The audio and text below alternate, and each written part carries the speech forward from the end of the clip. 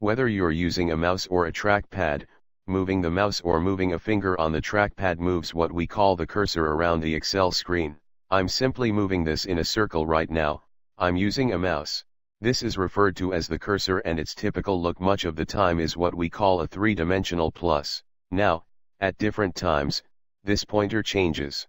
If I slide leftward and put it on a boundary between rows, notice how we see a two-way up-down arrow. As I slide this on the boundary between columns B and C, up between the letters there, it's a two-way left-right arrow. If I go down to cell B3, or any cell, and point to its corner, the mouse pointer changes from a three-dimensional plus into what we call a crosshairs or a thin plus. So the mouse pointer changes. As we slide it into the ribbon menu system, notice how it becomes an arrow. So the pointer, whether you're using mouse or cursor, does change its appearance at different times. Now it's not uncommon, in fact it's quite common when you work with Excel, that a workbook has more than one worksheet in it and you want to become familiar with workbooks that have different worksheets and how to navigate between sheets. Even if you don't know anything about how to put data into Excel or how to manipulate it, you should at least become familiar with the idea that if a workbook has different sheets in it, you can simply point to another sheet, click the left mouse button and see that sheet, like I'm doing with customers here. You can also press Ctrl plus page down. Hold down Ctrl and with it held down, press the page down button to move one sheet to the right.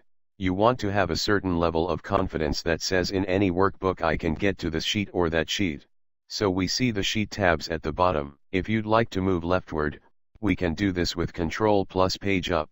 I think for many people it's much more common to use the mouse pointer. It seems to make sense, but we want to be sure to be able to switch sheets quickly and easily as we look at a workbook. If you have another workbook open, you can go to the View tab in the ribbon and off to the right you'll see a button called Switch Windows. Now when you click this button, you'll see other workbooks if they're open. So I've got another workbook open called Getting Started. We've seen this one before in prior movies. Another workbook out there, just an empty one. Why do I have it open?